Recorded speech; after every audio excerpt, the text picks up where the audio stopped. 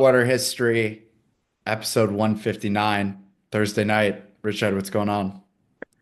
As as often is the case when we start our episodes, just a ton, and we're gonna get through some of the highlights and otherwise some of the morass. I want to talk about a couple things. First off, 159 episodes, 3 years. Haven't missed a week. Haven't missed a calendar week. Special, special. Yeah, right. Consistency. And then also, how cool is Kennedy Hall? Oh, he's based. He's the boss. And as I talked with him and we talked with him, I just appreciate both his writing style and his courage and forthrightness and just tackling issues. And he doesn't really care who's disaffected by them, Right. by the revelation of truth.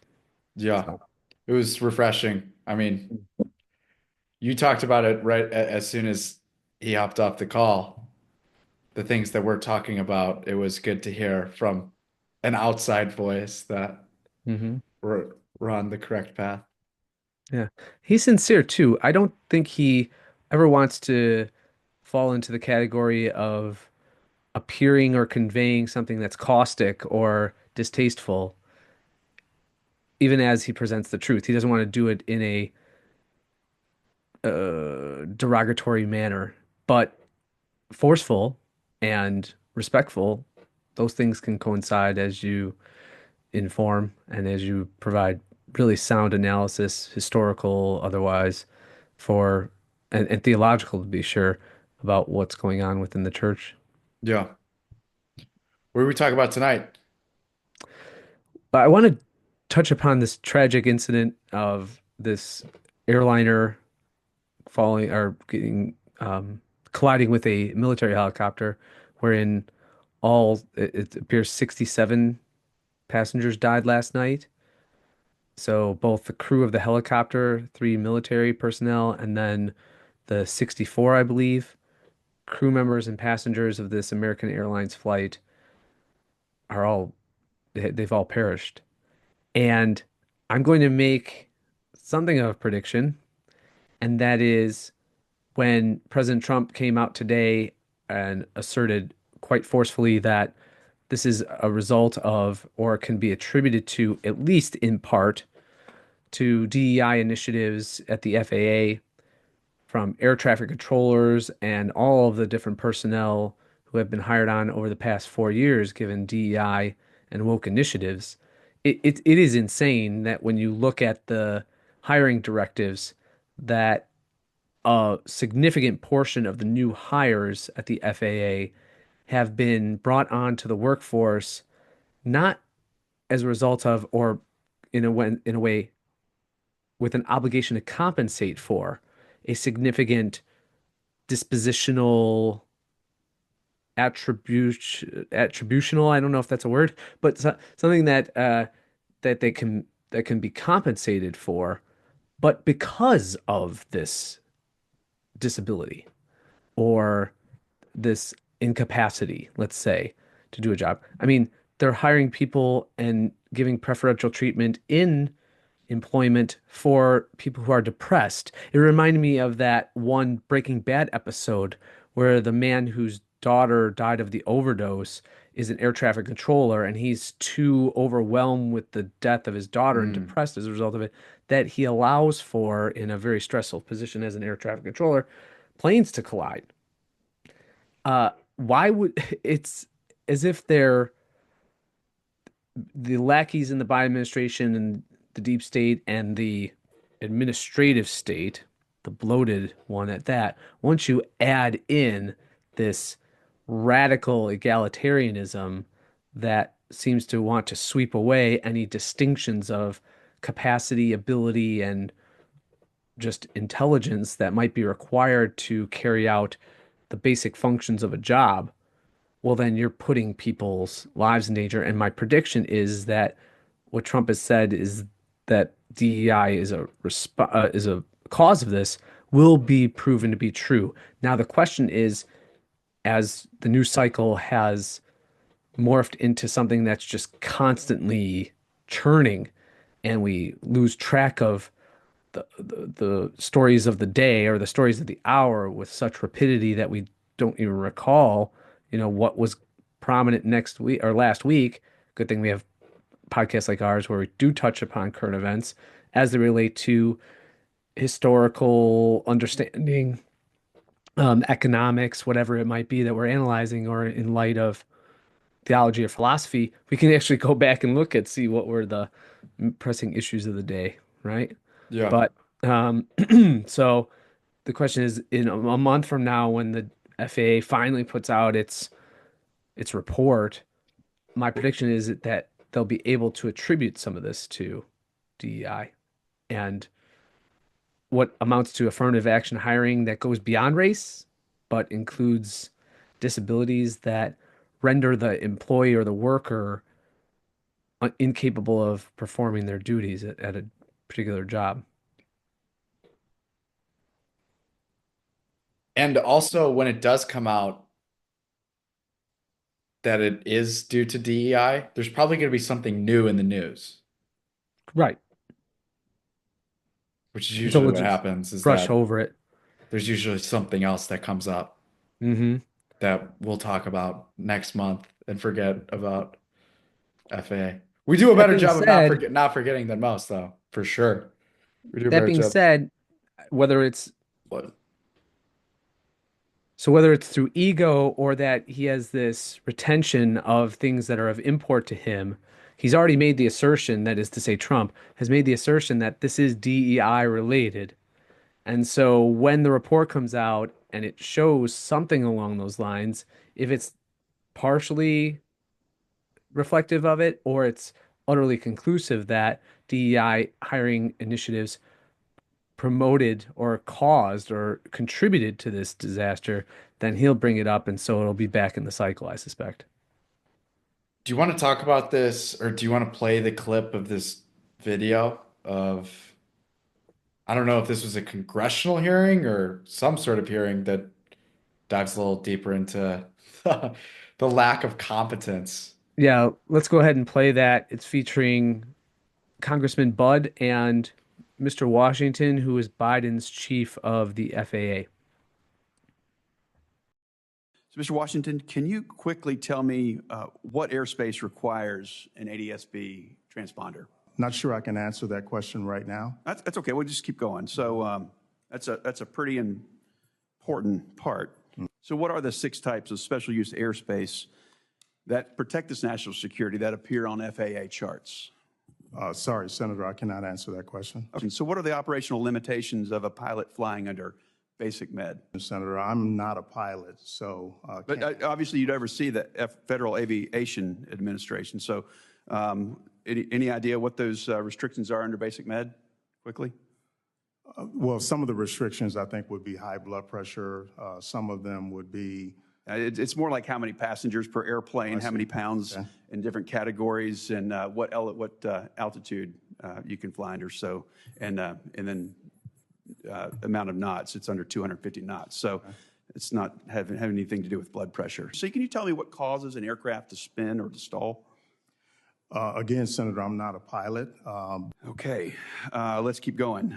What are the 3 aircraft certifications the FAA requires as part of the manufacturing process? Quickly, please. 3 aircraft certifications. Again, what I would say to that is that one of my first priorities would be to fully implement that Certification Act and report You know the back to 3 this types, committee. Mr. Washington? The 3 No. types? Okay. Yeah, that's type certificate, production certificate, and airworthiness certificate. Okay, all right. Let's just keep going, see if we can get lucky here. So can you tell me what the minimum separation distance is for landing and departing airliners during the daytime, Mr. Washington? I don't want to guess on that, Senator. Are you familiar with the difference between Part 107 and Part 44809 when it comes to unmanned aerial standards?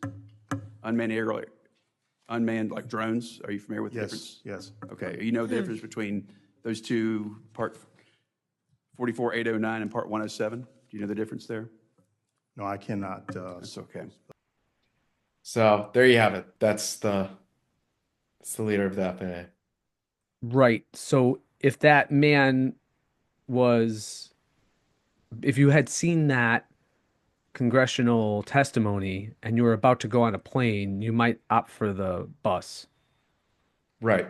Or a train Yes, ride or correct. something else. So, yes. And you might say, well, that person is so distant from the everyday operations of the Federal Aviation Administration. True, but that speaks to one, that someone should not have overarching power over such institutions, and two, that that office shouldn't be there if the person is so ignorant as to not have proximate and evident effect on the institution over which he's governing or overseeing, right, as an administrator, then just get rid of the position. Right. It would be similar to the commissioner of a sports league not knowing Yes, some of the more advanced rules, or maybe even that might be giving it too much credit. yes. Some of the rules. Or a pope or a bishop who has no idea what the Catholic sacred doctrina is, as outlined in a catechism, for example. And then if there's a correction for the teaching that's asserted to be true, which is utter heresy and heterodoxy and truly false and heretical, well, then, the person who comes out with the correction, that person should be in charge. Yeah. So find me the guy in that testimony who knows the answer to Congressman Budd's questions, which, from his point of view, appeared, and his perspective, appeared quite elemental and essential to someone who would have the position of FAA director. How did he get that job then? Oh, well, how did he get that job? Dare I say cronyism? How does the ambassador to Hungary get the job? I mean, they're just the greatest campaign contributors. The guy probably put in the president's ear. Well, it doesn't matter which president. I wouldn't mind being ambassador to Hungary. Yeah, you got it. I do. I know it's hard to recollect a time in which I had just the smallest element of and degree of admiration for John McCain, but this made me recall it, this episode. And during I believe it was Obama's first term, so we're talking about 2009, early on. Now, McCain might have been doing this out of spite because he had just been trounced in the presidential election of that year by said President Obama. But John McCain did take seriously, although he had disastrous decisions in this realm and outlooks, he did take serious foreign affairs. And so he was on the Foreign Affairs Committee or something like that. And as the nominations were going through, one of Obama's donors got elevated to the position of ambassador to Finland. And so McCain decided, and you could look at this up on YouTube, but McCain decided to actually ask him some pertinent questions about Finland. And they range from what is the capital to what's the main export, who's the most influential political party, who gained control of the Finnish parliament, stuff of that nature. The guy knew nothing about Finland. What did he Nothing. say? Well, he just said, I just can't answer that question at the moment, but I will serve honorably in this regard. And of course, the guy got confirmed. It's like Jeff Dice says, right? He's not against elitism. It's just that these elites are so, well, unimpressive. Yeah. When we were messing around with Kennedy at the end of the episode last week, he said something about, we're obviously being sarcastic, but he said something about monarchism when, Mm. oh yeah, Right. the kings, they always hire their underqualified family members that Yeah, just because of the nepotism runs connection. amok in Yeah. monarchies, and you look around, and you got that sniveling Sheldon Whitehouse, that senator from Rhode Island, who's grilling the Trump nominees, Kash Patel, Tulsi Gabbard, and RFK Jr. right now, who, let's just face it, in intelligence, skills, background, experience, contributions to the good of society and to the United States as a country, he couldn't hold a candle to any of these people. He's just been a sniveling public servant and usurper on the public dole for his entire life. Of course, why is this Sheldon Whitehouse of Rhode Island so in the face of RFK, and why is he really going after Tulsi and Kash Patel? Of course, his father served in the CIA. To what countries was he assigned to what region? Laos, Cambodia, former French Indochina, i.e. Vietnam, in the Yeah. 1950s and 60s. Bang up job there, senior White House or whatever his name is. There's the cliche, it's not what you know, it's who you know. We're about Yeah. 10 years from flipping that. We're just gonna Yeah. start saying, no one cares who you know anymore. We all know who you know. It's about what you know now. Oh yeah. I think it's gonna turn. It's very turning just because of this. Not a chance. Yeah, right. Not. But I do feel a little more rotten now, if I were to say that. Mm. Because it's generally good business advice too, that the people are more important. But Mm. Mm-hmm. you look around and it just feels so dirty with all of the connections at the highest level. Obviously, this isn't business, but Right. Back to public choice theory, how the incentives are all warped. yeah. And to hammer this point, I think we should talk about TikTok. Yes. This whole precedent is one of the most, I don't want to say, because I feel like I always say this every week. Like I say something dramatic and hyperbolic, saying this is one of the most this is one of the most insane precedents of the decade. But Hmm. the fact that they just took down probably the biggest social media platform at the moment outside of Meta. Oh, outside of X, right? Doesn't X have more subscribers now than Meta? I don't know. Everyone under 18 is on TikTok. Yeah, right. I don't know. I don't know. We'd have Except to. except Matthew Crooks, or the guy who shot Trump, or supposedly shot Trump. I actually think Anyone who's a patsy has no social media, I'd right? be interested to learn that, but probably the biggest for people under 25, I would say TikTok's the biggest Oh, social for media sure. network. I heard stories, at least they were related on daily or local radio, about how kids were crying when the app shut down. Oh, it was a big deal. There's some major withdrawal stuff going on I guess if all of among people your, with my age too, by the way. yeah, I guess if all of your projected identity is on one app and it's closed down. So think about your Yeah. favorite TV show Mm. being canceled Hmm. and multiply that by like 100. Right, because you're invested in it. You're in it. You're in the show. It's not only that, it's that the Okay. show is personalized to you because Yes. of the algorithms. So, Yes. and it's always there. Sure. You never miss it. Right. That's wild. And the content's always developed and developing. Right. So it's never static. But I wanted to talk about the TikTok CEO who Mm. just got this precedent's ridiculous. They shut down TikTok. Everyone thinks Trump's a hero now because now TikTok's not gone. Yes. And the entire premise was ridiculous in the first place, but Hmm. he was getting grilled by Congress and he doesn't seem like he doesn't This is seem like months ago, the by the way. The right. Singaporean CEO of TikTok. Well, I don't know if he was CEO, but he was appointed to speak before Congress in defense of TikTok. Which, by the way, I don't care what the Supreme Court says.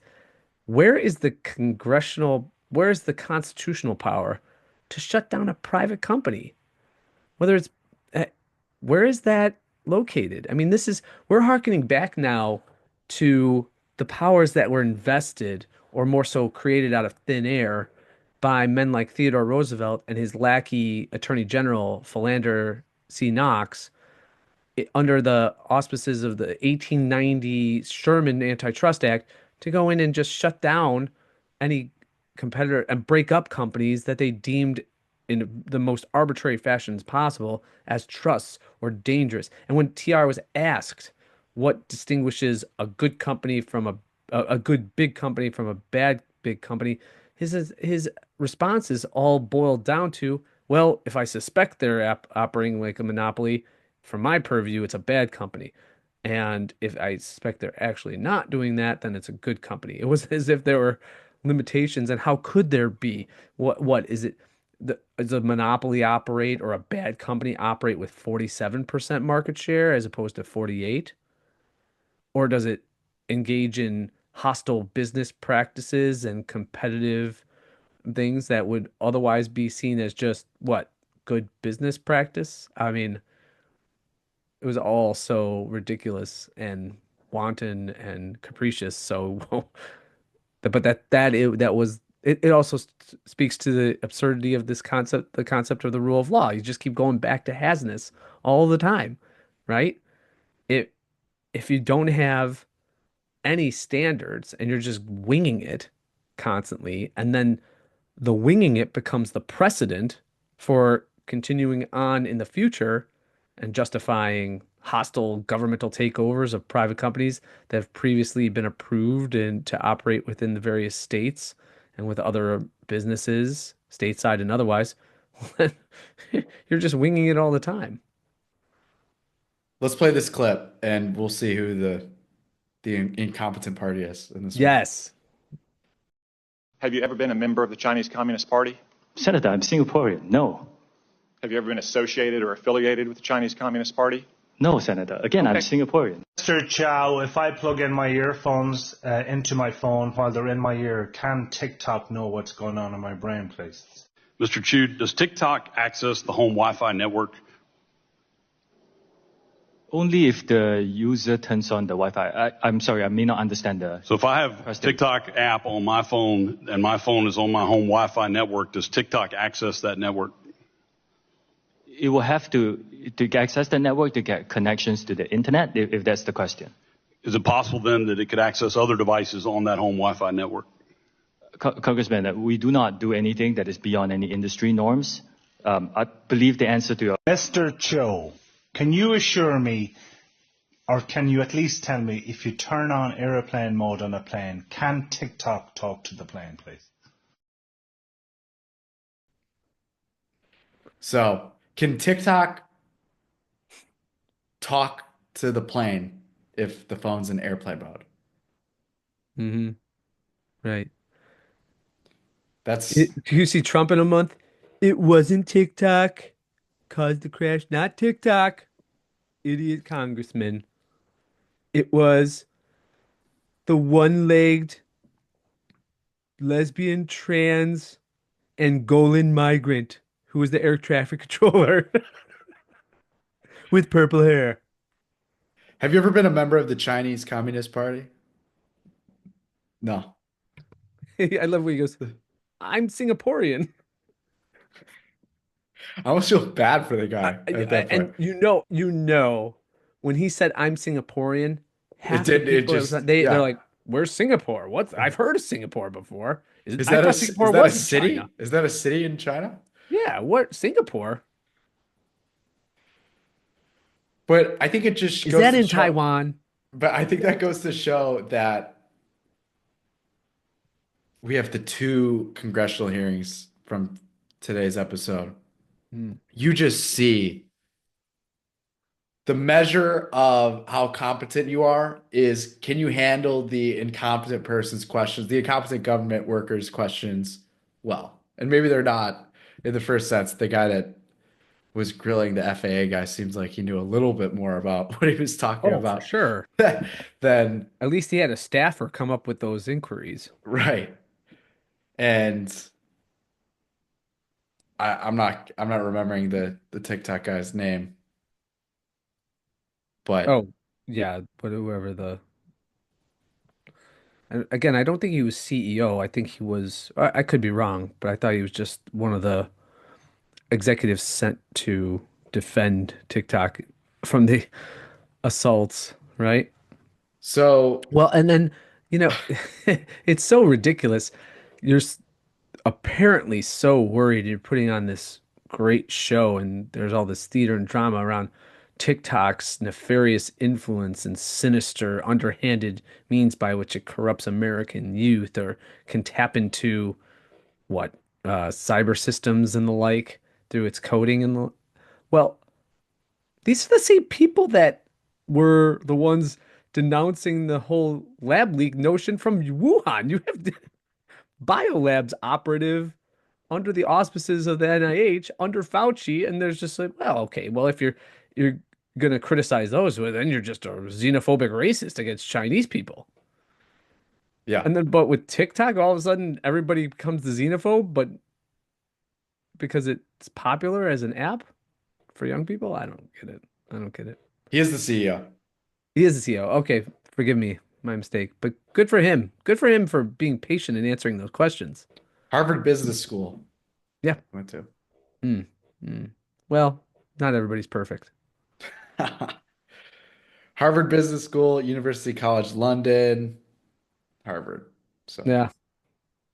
Obviously a Chinese dupe. Oh, yeah. And then it's, of course, I don't know where Eric Swalwell was during that questioning, but he's the one that had the affair with the Chinese spy. So, I mean, oh, I forgot about that. we got to Yeah. brush that off.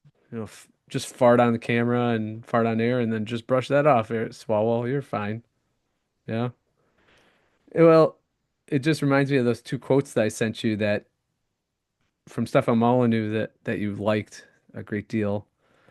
The idea that we have this representative government, it's reflective of democratic values. And Molyneux says, and this is a opportune story to bring this up, but that democracy is a suggestion box for slaves.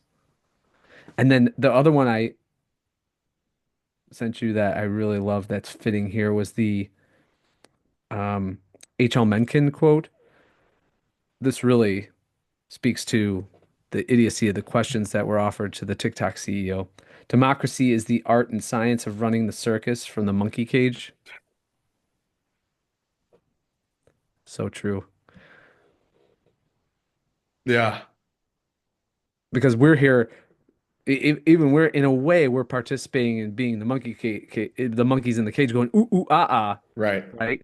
But at least we're upset about the fact that the clowns are asking capable people, for example, a CEO of a major social network that is globally successful, and you have these incompetent lackeys that are just their prominence is all through the larceny of government that they've been raised to this level of authority, asking him the most idiotic questions. It shows the immense disparity in talent, capacity, the means by which they can contribute through specialization and response to market demand. There's no market demand other than the psychosis, I would call it, of people acceding to the existence of government that these people rely upon. And the attendant myths, the associated myths, World War II, FDR saving us from the Great Depression through interventionist foreign economic policy, the all what would happen to our healthcare, who would build the roads, all of these obvious, if you had just a shred of imagination, just a shred of historical revisionism or a spirit of it, that you could just knock down those attendant myths like the batting of an eye. But no one wants to bat the eye. No one wants to even go from the monkey cage, ooh ooh ah ahs, where at least you and I are banging on the bars. Yeah. For whatever it's worth. Right. I'm ready. Well, I'm going to throw as many banana peels at these people as possible until people wake up to the absurdity of the ascent that they've had, the positions that they retain in authority. Yeah. In Washington, D.C. and Oak Park, Illinois, which we're not going to talk about yet, but No, we're not. Wow, what a we talk teaser. about this a lot with Meanwhile in Oak Park. Right. So, how do we transition now into this discussion about immigration and immigration as it relates to Catholicism and the Catholic Church as it operates in the United States? Now, mind you, we've said over and over again on this podcast, and it's been a recurring theme and topic that it's obvious that in these dying dioceses run by McCarrick disciples and otherwise feckless pretending Catholics like Blase Supich and Robert McElroy in San Diego, now going to be the Archbishop of Washington, appointed by Francis, just to what? Serve as constant supposed thorn in the side of Trump as he's in Washington. All of this ridiculous Bishop Tobin and all these people. Well, we've said in the past that people wonder with the church attendance and contributions plummeting, especially since COVID. Because after all, the bishops and say they essentially asserted that we could do without the sacraments. That's what their assertion was, right? Our survival, our spiritual and eternal life is not dependent upon them from their disposition. So what do we have? Declining attendance. The preaching is horrific. It's heterodox. It's outside of the sensus fidelium and what is otherwise considered orthodox. So what happens? There's a lack of funds coming in. So how have they compensated? They compensated for making bank on government, whether it was during COVID, getting funds from local and state governments to promote vaccination and the like. And now what's been revealed all throughout the USCCB and what's clear is that these NGOs and particularly Catholic charities are raking in tens of millions, upwards of billions of dollars to facilitate the migrant crisis. And therefore, is it a shock that the homosexualists who are in the episcopacy and their favorite boy toy, James Martin, as a Jesuit, is going to come out and say, well, Jesus, Mary, and Joseph, they were refugees. You want to bring up that tweet and the problematic response? It's funny because we're going to go not just what James Martin obviously asserts, which is utterly false and problematic, but we have to be careful of what I call the trad Catholic trap that Michael Matt falls into. And let's discuss that.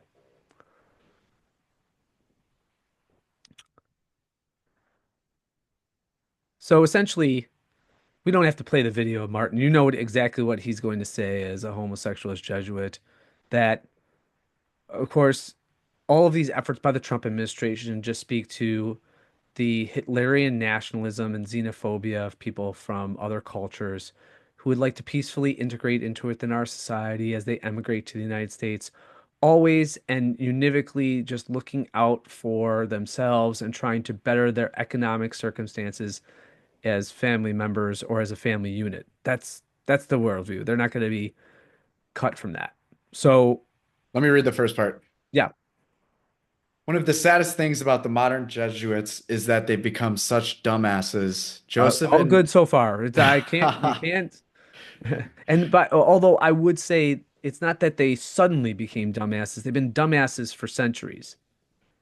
Joseph and Mary were not breaking the law when they traveled to Bethlehem. They were complying with it.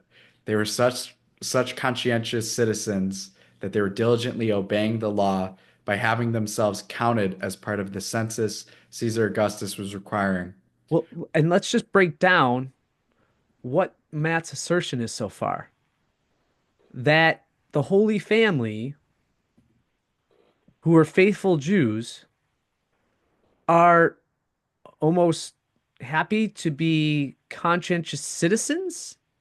By the way, it's historically false to call them citizens. They're not citizens. They were subjects of the Roman Empire.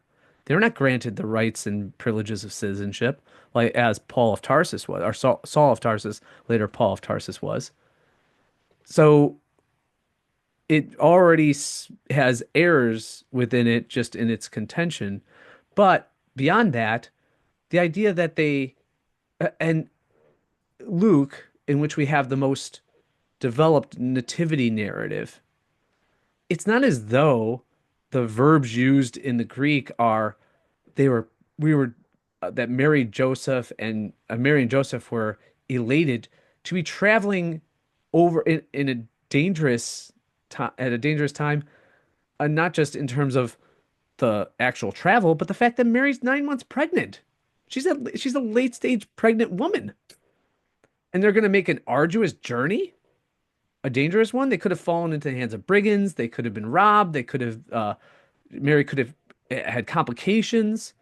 So this is the coercive arm of the state. This is why it's if you read with any perspicacity and attention to detail, Jesus' life is bookended by atrocious, egregious, and coercive crimes committed against him and his family by the state in his birth and in his and it doesn't just end with Caesar Augustus. And by the way, what are they doing? You're telling me, oh, they can't. They're so elated that they're going to be registered. What do you remember? What the purpose of the registration was in the census? So they could be taxed. Yeah. Who's rejoicing in this? So they could pay taxes to a pagan, sadistic, satanic government, right? One that, by the way, had ensconced and put in place Herod and the Herodian family as puppet governors over Judea. And then it's Herod himself who leads the slaughter of the innocents, trying to kill the infant Jesus. So please spare me the whole idea that they're being patriotic and they understand their responsibilities and duties as citizens. They weren't citizens. They were being brought forcefully or called upon forcefully to migrate to Bethlehem in order to be registered in Joseph's hometown. Okay? This was not to be, I'm certain that this was not, they were whistling Roman patriotic tunes that were played by centurions on their marching bands across the Roman Empire in the Palestinian province.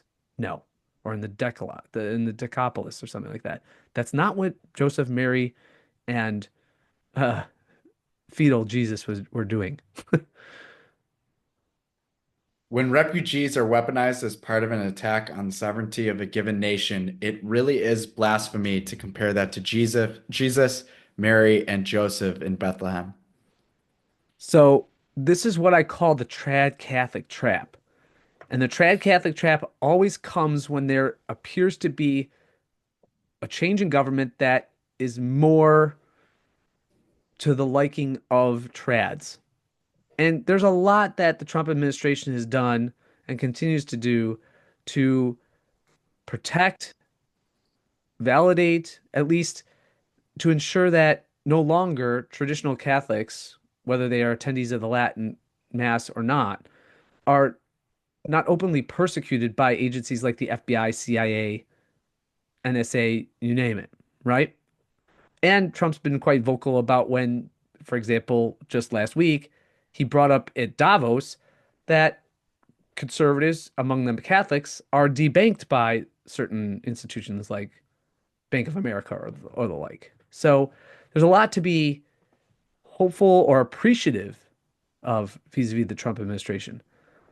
But we have to, this is the same trap that governments always lay out, is that, yes, you might have a government that's more hospitable and welcoming, or even just simply acquiesces and allows the church to operate, but it's still in its inherent nature, in its essence, a usurpative, thieving, larcenous, and murderous institution. And this is why you and I probably proclaim ourselves anarcho-capitalists. Oh, here's James Barton is on the screen holding up Jesus and Mary and Joseph as, your average Latin American family crossing the border. What an absolute cuck. Okay, so this is what I was trying to express in my tweet. Do you want to go ahead and read that? Oh, you read it. To Michael You read it. Mann's? You read the response. Okay, so I just responded to Mann, hoping that traditionalists and conservatives will wake up to this trap they often fall into when they have a more favorable government an amicable government that's established. They, being the Holy Family, were complying with the law, but they did so by coercion. The Father, that is the Father, God the Father in heaven, who creates ex nihilo, that's just the Latin phrase out of nothing, right? Only God creates out of nothing, ordained it as such. And what my reference there is quite Thomistic in the sense that Thomas, in Summa and really the compendium of his works, asserts that evil is not a separate entity. It's the depletion or absence of the good in things. So when we refer to things as evil, oftentimes we do think of it as something out there in existence attacking the good, as if it has an essence in and of itself. But that's not what Thomas's assertion is, because after all, God would have allowed the creation of evil. That's not in keeping with the Thomistic cosmology or understandings of God's creative power. So he says, look, the best understanding of evil, both in a philosophical and Christian theological way, is simply saying it's the depletion of a good. And that could be a moral evil in rational creatures when we sin or the angels sin that causes the depletion of the good in our essence and in our very life and existence. Conversely, although it sounds weird, we could look at a dying plant like a daisy and see the petals falling off and it's losing its luster, it's less green, it's turning brown. Yes, that's what we call an ontic or being evil, an existential evil rather than a moral one. So it's losing its uh, aspects of its perfection or goodness as a daisy. Now we don't say bad daisy, you're dying, right? Because it's not a rational creature, but it is in its material existence losing the good. So it's having evil take part in the good or take away from the good. So that's what I'm saying. I'm saying here the Father who creates ex nihilo out of nothing. So he's creating out of the nothingness of the transgression and sin perpetuated against the Holy Family. He ordained it as such and brought glory and fulfillment of revelation, the revelation in the Old Testament, from the numerous prophets, including Isaiah and others, who said the Messiah would be born in Bethlehem, right? He did so through the evil act of the state. Isn't this amusing? I would just assert and just offer to people this is how God often works, right? In And we even say this in liturgical instances. Oh, happy fault. Out of the sin, out of our sin, indeed, even the original sin of Adam and Eve, what was necessitated by that original sin? Well, our happy fault is that Christ becomes incarnate to teach us the way to utter theosis or becoming like God, and in so doing, serves through his death and resurrection as atonement, expiation, and then ultimately the way in which we're resurrected and brought to God in eternity. So we say, oh, happy fault. Of course, James Martin, S.J., totally misses the point. He prefers a global government that dissolves national distinction, allegiance, and identity, which the same St. Thomas Aquinas pointed to as a terrible sin because it deflects or more so attacks divine and natural law in which we are to celebrate the various national identities. Thomas listed among the virtues patriotism. It's love of one's people, love of one's country. That's a virtue.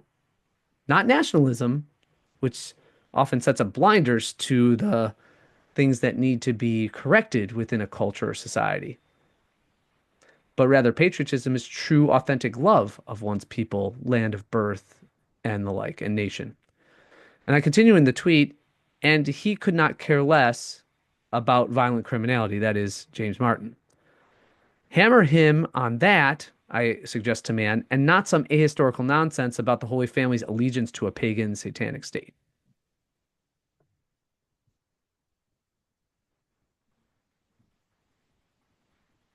What are your Yep. thoughts there, Charlie? No, it's pretty much everything we talk about every week with the But do you see those, trads and conservatives yep.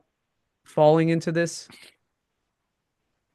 Yeah, I mean, you saw it especially during the election cycle. Correct. Correct. And this is something we always talk about in the ongoing debate. Is it easier to make a libertarian Catholic or a Catholic libertarian? It rains on. And Yeah. And then our next question is, do we want them to be libertarian? right. Because Yeah. we don't want ourselves to be called that anymore anyway, per previous episodes. Speaking of people who don't want to be called libertarian or ANCAP at all, even even allow a symbol of anarcho-capitalism to even show itself or manifest itself in any of their various streets or homesteads. Let's talk about it. This is Here the it is. people's segment. Meanwhile in Oak Park. Should we go to your gay suburb now? The people's segment brought to you by our overlords at Trinitine Brewing. Absolutely sold our soul for this sponsorship. Yes. And The Alcorns would never run for Senate, but they might become CEOs of major social networks. That's how capable I'm they are. drinking the Quartermaster Jerry right now. Keeping Smooth, it isn't it? Thursday night, keeping it light. And I haven't done this yet as much, but the bars that I already know don't have Trinitine Brewing. I think I'm just gonna start asking them, do you have Trinitine? Well, let's go one step further, especially in Wisconsin, but even in neighboring states where it's not terribly difficult to go and get Trinitine Brew. Why are Holy Name Men's Societies, Knights of Columbus meetings where beer is consumed in great quantities, not just entirely buying from Trinitine? If you were a Wisconsin Knights of Columbus, you should only be drinking Trinitine beer, or else you're going to burn an eternal fire. And then we can go there. That's the ad read. They made us say that. Our Right now, Trevor's going, overlords. "Oh my God, they Our lie." overlords. Yeah. We're going to be unsponsored. Yeah, hopefully not. No. We're totally kidding, by the way. For Yes. legal purposes, we are joking. Yes. Go get Trinity Brewing. Mhm. All right, let's get to the people segment. We got a couple stories today. We've got one character that he's having like a calendar year to remember. Oh no. A repeat offender. Oak Park seeks community input for Percy Julian streetscape. Oh God. Uh, A streetscape legend. design is in the works for Chicago Avenue. Oak Park is seeking community input for its Percy Julian streetscape design on Chicago Avenue between East Avenue and Austin Boulevard, a gesture intended to honor African American scientist Percy Julian. The village is hosting 4 meetings over the next couple of weeks to inform residents about the project, offer more information about Julian, and receive feedback on design ideas. Anyone is welcome to attend. Uh-oh.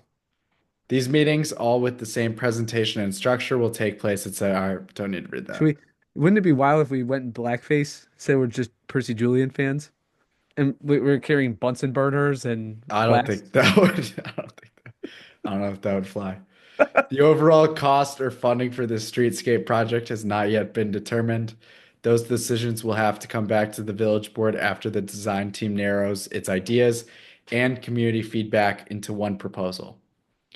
Oak Park's village board also separately decided last December to set aside $1 million in its fiscal year 2025 budget for the preservation of Julian's home at 515 Northeast Ave, where his daughter, Faith Julian, I still still can't lives. get over the fact that Faith Julian still lives there. I mean, again, how is the house an attractant for people to stop by? The great Percy Julian lived there. Oh yeah, there's his uh lackey welfare daughter who can't make the mortgage payments or pay the tax, which I can't blame her on, you know. During the December 3rd, 2024 village board meeting, trustees hired Planning Resources, Inc. to develop the streetscape design, costing the village up to $150,000. The idea of a streetscape to honor Julian's legacy was brought up during a meeting in May. Quote, It's vitally important to make sure we get as much input and as much feedback as that process moves forward, said James Prescott, president of the Prescott Group LLC, who Planning Resources is partnering with during the design phase, along with Terra Engineering.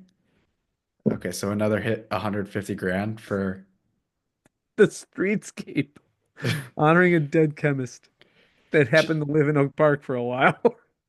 Jennifer Kelleher, senior landscape architect from Planning Resources, said the community meetings are designed to be informational and to collect input. Well, Captain Obvious, what else would they be for? We're going to find out, quote, just what the community knows about who Dr. Percy Julian is. With a streetscape? It is? Yeah. Oh no. Gerald Garrison, He's president of eternal. Planning Resources. That's Saint. That's Saint Percy. We hope this to be a project that educates the community. Who is Percy Julian? Subtitle: Who is Percy Julian? Julian, an accomplished chemist and entrepreneur, was not only a pioneer in science who did groundbreaking work, Keller pointed out, but also had roots in activism and a strong personal character. Quote, it is such an impactful life that the way okay, that's a real sentence. It's not just me. Yeah. That the way I've noticed, I think my reading's gotten worse because of reading the Wednesday Journal. You're really starting to doubt yourself when there's a Yeah, grammatically correct I'm sentence. I'm always second guessing myself now Yeah. these Do, days. do you want me to try to read it as it said, or do you want No, to go I've take got another it. shot? I mean, this is still one of my weekly highlights. I'm just saying in general. Okay, go for it. Go take two. I'm gonna say exactly how it's written on here. Oh my gosh. Okay. Quote, it is such an impactful life that the way we tell the story, we think is very integral to this project, she said. It's not just the physical elements of the streetscape. We're really trying to honor his legacy. How? What is it going to do to honor his legacy? Okay, he was a grandson of slaves. Julian was the grandson of slaves in Alabama and received a poor primary education. Did he go to OPRF? Yeah, right. Yeah, Did he went go on to- to become one of the most impactful scientists of our times, Yeah. Keller said. Funny, he didn't get as poor of an education as the people who go to his namesake school in Oak Park. Did you know this? What? We've been trying to figure out what he did. Oh, okay. His work led to the development of hormonal birth control. Oh, there you go. Okay, so he's into eugenics. Oh, we didn't no know wonder. this didn't come up in the first 10. Wow. Wow. So he and Margaret Sanger, Margaret Slee, out there making sure people are having less babies. Synthetic cortisone, treatment for glaucoma, and even firefighting foam. Interesting. He was outspoken. He was outspoken against racism, segregation, and anti-Semitism. And wait, they forgot procreation, human procreation.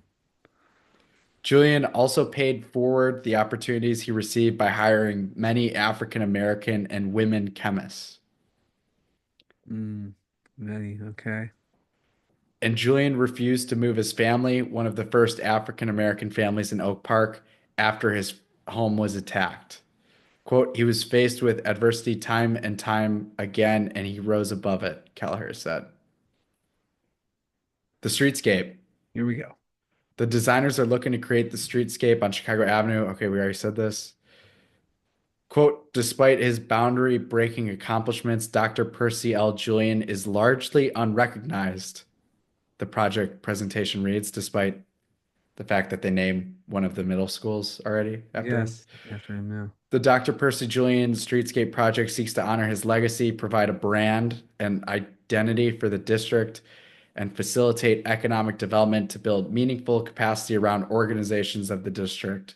Okay, let's say it produces, it would be meaningful if there was actually a chemical company or an association of chemists, professional association that located themselves in Oak Park, maybe even on or near Chicago Street where he lived. Otherwise, this is just virtue signaling. This is just what's the word? Secular saint worship. They're creating a shrine for their secular saint. The project will take place in 3 phases, Gary. You love this. Understand, explore, and realize, Keller explained. Listening to community input, researching Julian's life, and examining the site for the streetscape is all part of the understand phase. Next, the design team will collaborate on ideas to create 3 concepts and narrow them down to one final concept with the communities and stakeholders' input. The streetscape could have gateways, banners, placemaking nodes, wayfinding signage, art, or other meaningful features. Quote, we have our standard bucket of site feature amenities, but it felt like it wasn't enough to do him justice, she said. So beyond that, Kelleher added, they might incorporate an outdoor exhibit with interactive technology. Ay, ay, ay. That could look like augmented reality features similar to Pokemon Go, where a visitor holds up their phone and sees something pop up in the physical environment. It That could should be scare the kids enough. it could No, be kids, I'm text. Percy Julian. Oh, you caught a Faith. You caught a Faith Julian in the living room. It could be text, images, animation, or a voiceover. It could even be a game or scavenger hunt activity where visitors can learn even more about Julian. Look, mommy, I found Faith Julian's change purse that she could use to pay her rent. Brandon Crawford, Deputy Director of Development Services, said the design proposal will likely come back to the village board sometime later this summer. Depending on the scale of the project and board approval, he said the village hopes to include this in the capital improvement plan for 2026 or 2027. I'm sorry, but the time is ticking away. More and more people will forget the impact of this eugenicist chemist who happened to be black and hired a lot of black chemists, both male and female, and happened to live in Oak Park. Time's wasting. Get on it, Oak Park. OPRF agrees to pay Anthony Clark $25,000 in resignation settlement. The community activist and former political candidate's tenure at OPRF is done. Oh boy, here we go. Community activist and past political candidate Anthony Clark is done teaching at OPRF High School, according to a resignation agreement. As part of the agreement, Clark, a tenured special education teacher at OPRF, who has been a source of controversy at the school over many years, will receive a $25,000 payment from the district later this month, on top of the $14,438 Clark received in deferred salary in December. It's a good chunk of change for not having to work at OPRF. According to the agreement, the district accepted Clark's resignation as a condition to not report him to the Illinois Board of Education for, quote, his employment activities on November 19, 2024, or seek an ISBE licensure sanctions against Mr. Clark as a result of his resignation. OPRF spokesperson Karen Sullivan declined to comment on the circumstances surrounding Clark's resignation. Clark has not yet responded to a request for comment from the Wednesday Journal. The agreement also stipulated that Clark may not seek employment at OPRF again and that he waive his right to bring legal action against the school district. Last year, Clark came under fire after several of his social media posts caught the attention of a group of OPRF parents.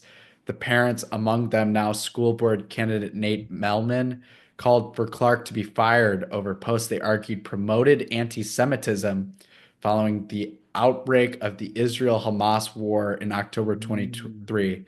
The posts the parents highlighted included one in which Clark falsely claimed that a Jewish student had shared an image of a swastika during a school assembly in 2018. Clark has since deleted his account on X, formerly known as Twitter, where the posts were made. The same group of parents also called on the school to fire the advisors of the OPRF Middle Eastern and North African Club over social media posts made from the club's Instagram account. What Clark, happened to free exchange of ideas that liberals were so keen on?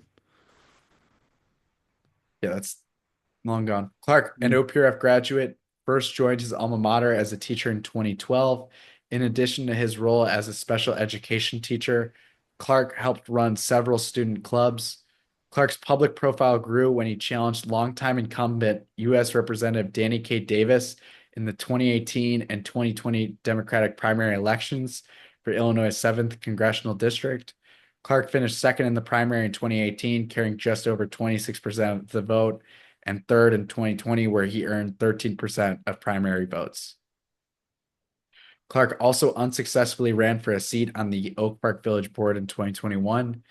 Clark has also established himself as a community activist, organizing around a variety of causes and founding the Suburban Unity Alliance in 2016. Clark's organization runs community fridges at several locations in the western suburbs and has helped organize racial justice protests in Oak Park. Clark has also helped organize a variety of multicultural events in Oak Park, including the village's annual Juneteenth celebration. Okay, that was kind of boring. Last one. Local colleges, universities brace for Trump's funding freeze. Concordia, Dominican, and Triton all say they are on alert for future changes. Officials at local colleges and universities are gearing up to determine how to protect their institutions amid a confusing Trump administration order that would have frozen billions of dollars in federal funding, including money for higher education. For now, school officials can breathe more easily, but they know it could be just a temporary reprieve. Quote, "There will be no interruption in the work that we're doing, but we will continue to monitor the situation very closely," said Eric Matani, Concordia University's Associate Vice President for Communications and Marketing. Quote, "We're committed to ensuring students receive the same high level of academics and continue the best possible overall college experience." Then you should send them off to Matani somewhere said, else. quote, "We aren't able to predict what this Trump administration will do. We need to focus on our students, but be nimble enough to allocate resources in a way that we can continue our service to students." The funding freeze was announced Tuesday and rescinded Wednesday after a federal judge temporarily blocked its effective date. Had it gone into effect, it would have impacted educational institutions, nonprofits, and other organizations that rely on such funding. According to a memo from the Office of Management and Budget, government agencies were expected to examine which programs conflict with Trump's recent executive orders. The memo stated that the administration was targeting, quote, "financial assistance for foreign aid, non-governmental organizations, DEI, woke gender ideology, and the Green New Deal." There you go. White House officials have since said that only the memo, not the effort to review federal spending, has been rescinded. Matani said the OMB's order was vague in its language and specifics. The university had planned an internal audit to determine the possible effects the funding freeze could have. If the audit determined the university could have been affected by the pause or that funding was at risk of being revoked completely, the university was prepared to reach out to federal officials to get more information. Matani said Concordia University would continue with its audit, knowing that the Trump administration could revisit the issue. However, he said the staff would return to education as usual. This just goes to show we already knew, but I didn't know that the colleges being this left-leaning was this deep. You didn't know that? I didn't know it was. It's because they're beholden to the government. Right, but I thought that was more of a. I didn't know it was this bad, I guess. Oh. I didn't know that they were this. I didn't know it was Oh. life alert as soon as the guy steps into office. Yeah. Type. Triton College spokesperson Melissa Ramirez Cooper said the college staff regularly, we can't go a week. I'm just going to say it. We can't go a week without the double last name in the Wednesday Journal. Oh, forget it. It's unbearable. It's omnipresent. I don't know what episode we first did Meanwhile in Oak Park, but it's made it in every week. Oh, for sure. Said the college staff regularly reviews funding sources to ensure compliance and sustainability. Quote, Our goal is to stay prepared for potential changes that could impact our students and programs.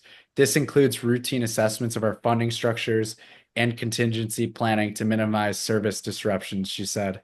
Quote, Triton College remains focused on providing quality education with the resources available. On Wednesday, Stephanie Kubis. Since when?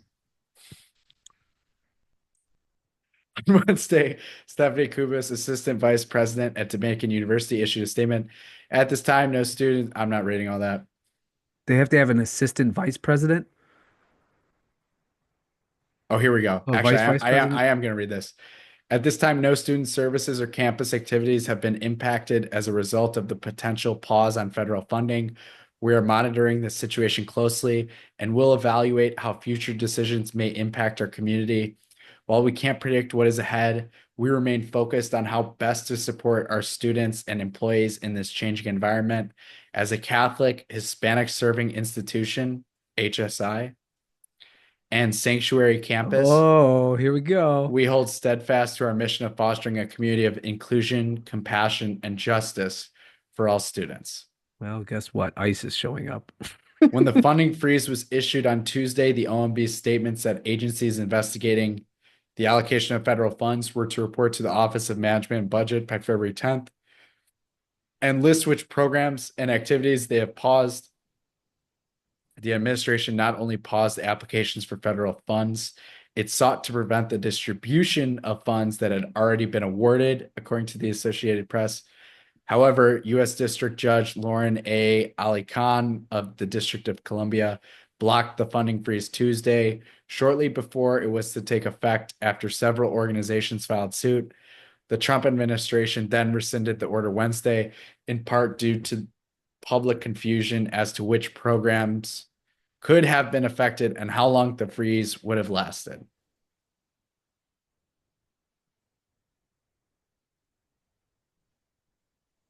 Yeah, we could have just done the Percy Julian one, to be honest. Those last two were kind of That's all right. That was last two were kind of informative. sleepers, but Yeah, that was. Meanwhile in Oak Park. what would have happened if I'd gone for it and just said, no, I'm gay.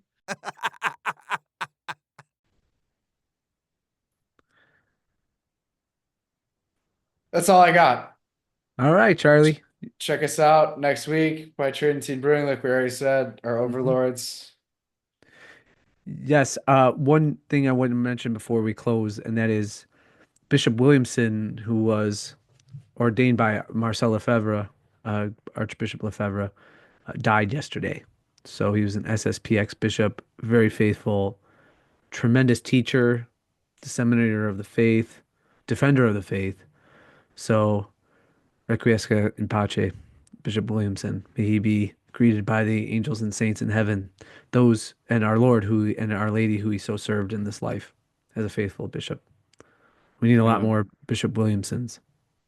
All right, everyone. All right. God Peace. bless. Peace.